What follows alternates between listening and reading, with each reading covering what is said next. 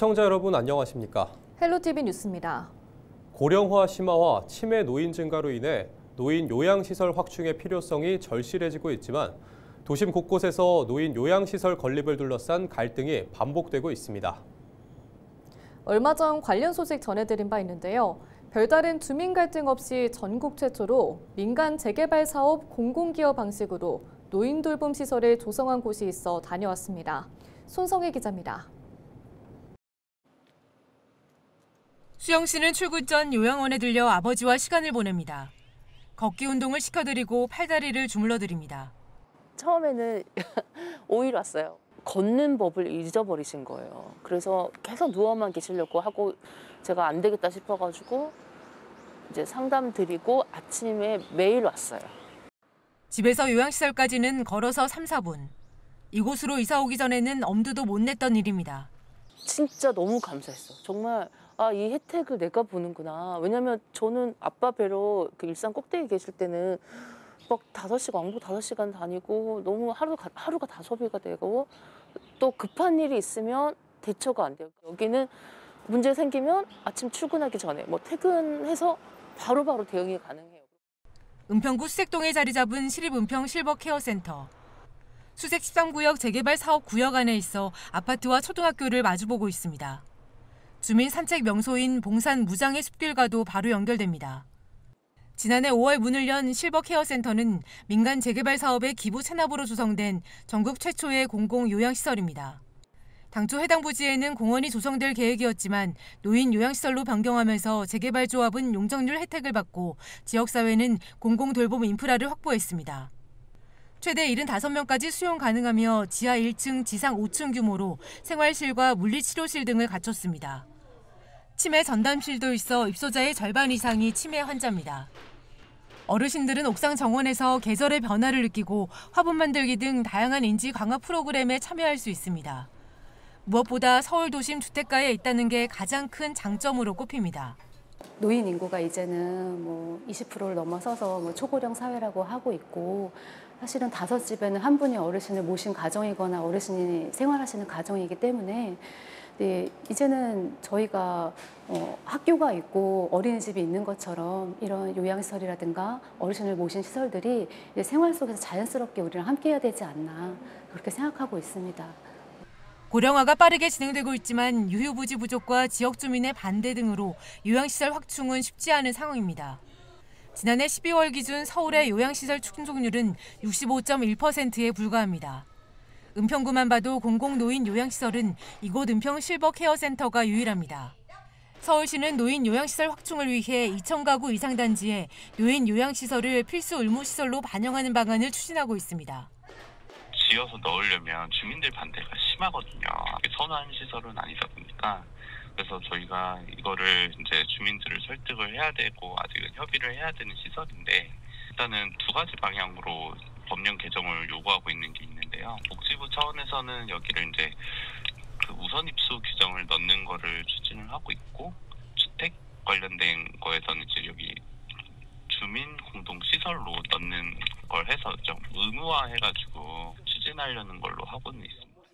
인구 10명 중 2명 이상이 노인인 초고령 사회. 노인 시설을 나와 내 가족이 쓸 시설이라는 인식 전환이 필요한 시점입니다. 헬로티비 뉴스 손성혜입니다. 양천구가 여름철 집중호우에 대비해 풍수해 종합대책을 추진합니다. 먼저 구는 수해 취약 지역과 빗물 펌프장 등 수방시설물에 대한 사전 점검에 나섰습니다. 특히 침수 저감 효과를 거두고 있는 대심도 빗물 터널에 대해 펌프와 수문, 기전 시설과 자동 제어 시스템 등을 점검했습니다. 그 밖에 대형 공사장과 사면 지하 시설과 돌출 시설 등 113개소를 비롯해 안양천 일대 하천 시설에 대한 일제 점검을 실시하고 있습니다. 은평구는 2025년 하반기 공공일자리 사업 참여자 397명을 모집합니다. 모집 분야는 골목 환경 정비, 사무실 환경 정비, 스쿨존 교통안전 지킴이 등입니다. 참여 자격은 만 18세 이상 가구 합산 재산 4억 9,900만 원 이하인 은평 구민입니다. 구는 신청자의 재산과 소득, 공공 일자리 참여 이력, 취업 취약계층 여부 등을 고려해 참여자를 선발할 계획입니다. 모집 기간은 오는 7일부터 16일까지로 참여를 희망하는 주민은 신분증과 구직 등록 확인증을 지참해 주소지 동주민센터를 방문하면 됩니다.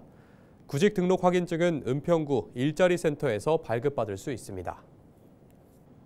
서울시가 올해 수변 활력 거점 9곳을 추가로 조성합니다. 서울시는 현재 8곳에 조성되어 있는 수변 활력 거점을 올해 안양천과 목동천, 우이천에 완료하고 연말까지 양재천과 성북천 등 6곳을 순차적으로 조성한다고 밝혔습니다. 지난 1일 문을 연 안양천 수변 활력 거점은 가족 단위 방문객을 위한 종합 피크닉장으로 조성됐으며 오는 9일 개장하는 목동천은 장미 휴식 공간으로 만들어졌습니다. 또 우이천은 수변 스탠드와 테라스가 조성됐고 6월 말 개장하는 양재천은 자연과 도시를 감상할 수 있는 특색 있는 공간이 마련됐습니다. 261년 전 조선시대에도 우리 문화가 일본에 전해졌다는 사실 알고 계실까요? 임진왜란 이후 일본의 요청으로 12차례나 일본에 파견된 조선통신사는 당시 조선의 선진 문화를 전파하며 우호 관계를 유지하는 중요한 역할을 했는데요. 당시 조선의 외교사절단을 태우고 일본으로 건너갔던 배가 조선통신사선입니다.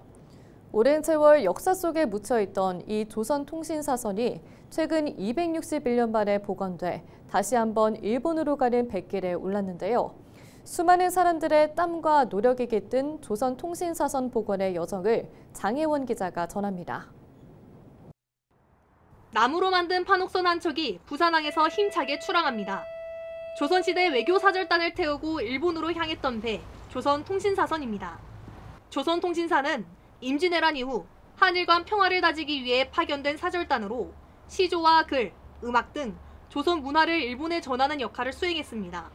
이들이 탔던 조선통신사선은 길이 34m, 너비 9.5m, 높이 5m에 달하는 대형 목선입니다. 국립해양연구소는 지난 2015년부터 4년에 걸쳐 복원 작업에 착수한 결과 2018년 선박을 재현했습니다. 특히 100년 된 금강송 900여 그루를 찾아 전국을 돌며 수집하는 등 쉽지 않은 과정을 거쳤습니다. 조선통신사선에 사용된 목재는 대부분이 다 소나무이고요. 그런 900그루를 저희들이 한 번 한 번 수집을 할 때 좀 정말 좋은 나무가 하나 있었거든요. 그게 복원된 조선통신사선은 지난 2023년 스시마까지 운항해 첫 백길 재현에 성공했고 지난해에는 조선통신사의 중간 기착지인 시모노세키에 입항했습니다. 이번에는 스시마 섬을 거쳐 후쿠야마를 지나 다음 달 11일 오사카에 입항합니다. 과거 조선시대 통신사들은 바람에 의존해 해협을 넘어섰지만 국립해양연구소는 엔진 등 첨단 장비로 기술에 미흡한 점을 보완했습니다. 실제 항해를 하기 위해서 이 배에는 530마리짜리 엔진이 2대가 장착이 되어 있습니다. 그리고 국외를 가기 위해서 많은 첨단 장비들이 장착이 되어 있습니다. 조선통신사선은 오사카에 입항한 뒤 한국의 날 행사에 맞춰 엑스포 현장에서 재현 퍼포먼스를 펼칠 예정입니다. 261년을 넘어 다시 한번 출항한 조선통신사선. 그 역사적인 항해가 다시 한번 한류의 뿌리를 이어갑니다. 헬로티비 뉴스 장혜원입니다. 산불 피해 지역으로 여행을 가면 혜택을 주는 관광 활성화 캠페인이 이어지고 있습니다. 자원봉사와 관광, 기부와 소비가 하나로 연결되는 건데요. 이번 연휴 기간에는 빠른 복구와 일상 회복을 기원하는 마음으로 산불 피해 지역을 찾아 떠나보는 것은 어떨까요? 이하영 기자가 보도합니다. 유네스코 세계문화유산인 안동 하회마을. 지난 3월 말 의성에서 발생한 산불이 안동까지 확산하며 마을 코앞까지 화마가 닥쳤습니다.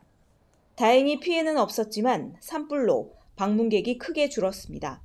안동시는 위축된 관광 산업을 활성화하기 위해 희망여행 기획전을 열고 숙박과 맛집 등 분야별 최대 40% 할인 혜택을 제공합니다. 네, 저희가 경북 바야지라고 거기 사이트가 만들어져 있거든요. 경북 11개 시군 종합해서 이렇게 관광 상품을 판매하는 경북 바야지라는 사이트가 있는데 거기 회원 가입을 하시고 거기 프로모션 거기 들어가셔가지고 할인 쿠폰 받아서 쓰실 수 있는 거거든요. 청송구는 기존 단체 관광객 중심의 여행사 인센티브 제도 외에 개별 관광객에게도 다양한 혜택을 제공합니다. 왕버들이 아름다운 주산지와 꽃향기비 단지가 펼쳐진 청송정원 등 청송의 대표 관광지를 방문하고 인증을 남기면 2만 원에서 4만 원 상당의 특산품을 받을 수 있습니다. 간 외에 주소를 두고 있는 분들이 2인에서 5인 정도 이제 팀을 만들어서 오시면 그 팀이 7만 원 이상을 여기 청송에서 소비하시고 청송 관광지 2군데 이상을 SNS에 올려서 홍보를 해주시면 저희들이 그 농업기술센터에서 지금 그 만들어서 판매하고 있는 저희들 특산물로 된 꾸러미 선물 세트가 있습니다. 그래서 그 밖에 자원봉사도 하고 관광지도 탐방하는 공익형 여행 프로그램 볼런 투어와 전담 여행사를 통해 참가 인원당 기부금 1만 원을 자동 적립하는 산불 기부 여행 등도 운영됩니다. 헬로티비 뉴스 이하영입니다.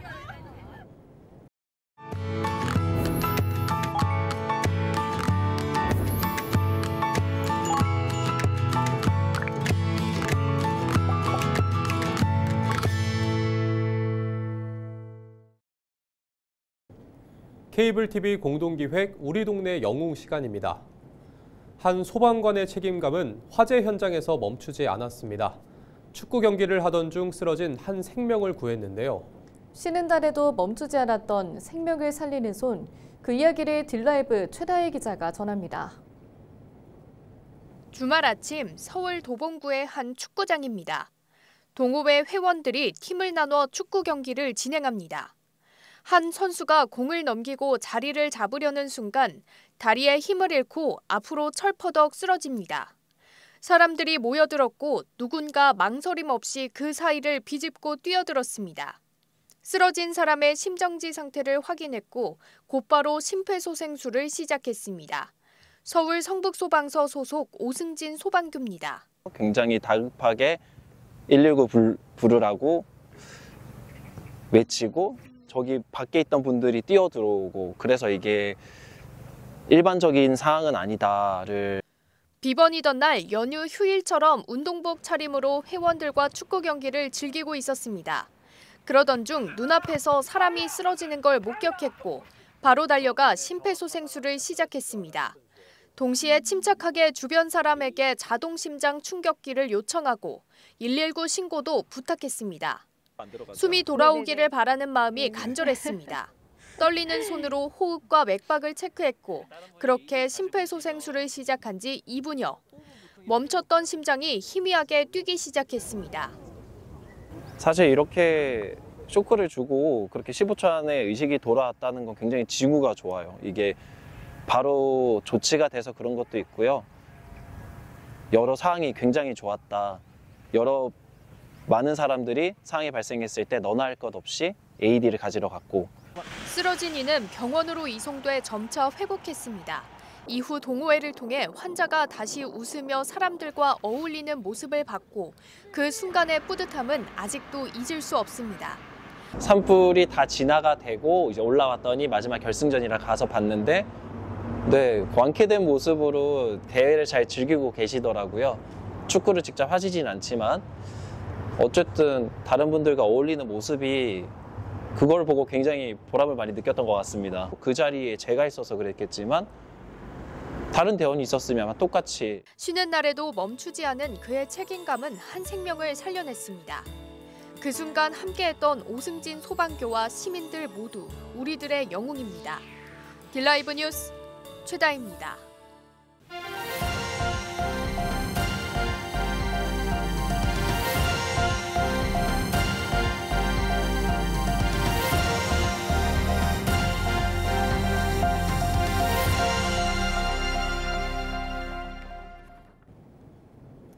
이상으로 뉴스를 마칩니다.